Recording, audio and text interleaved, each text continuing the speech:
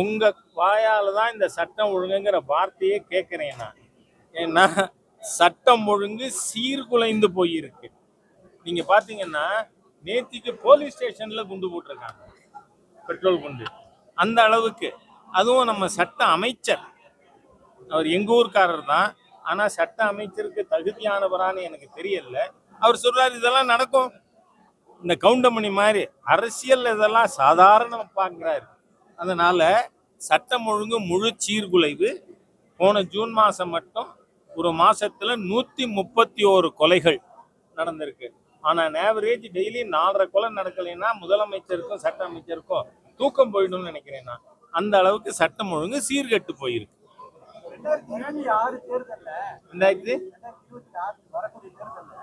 நீங்க வந்து அதிமுக கூட கூட்டணி வச்சிருந்தா நிறைய வெற்றி வாய்ப்பு இருக்கு. அந்த வெற்றி வாய்ப்புக்காக நீங்க மீண்டும் அதிமுக கூட கூட்டணி வைப்பீங்களா? ஒரு விஷயம், நான் வந்து 1991லேருந்து 34 ஆண்டுகளா பொறுப்புல இருக்கேன். இந்த ஒரு கேள்விக்கு மாத்திரம் நான் பதில் சொன்னது இல்லை. காரணம் என்ன?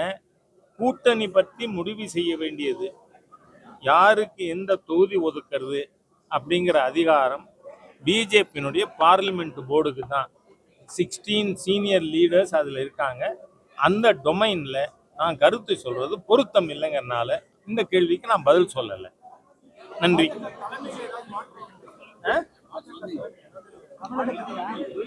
நான் என்ன சொல்றேன், பிஜேபி ஆல் இந்தியா பார்ட்டி, மாநில கட்சி இல்லை, அகில இந்திய தலைமை எது பற்றியும் அவர்கள் முடிவெடுப்பார்கள்.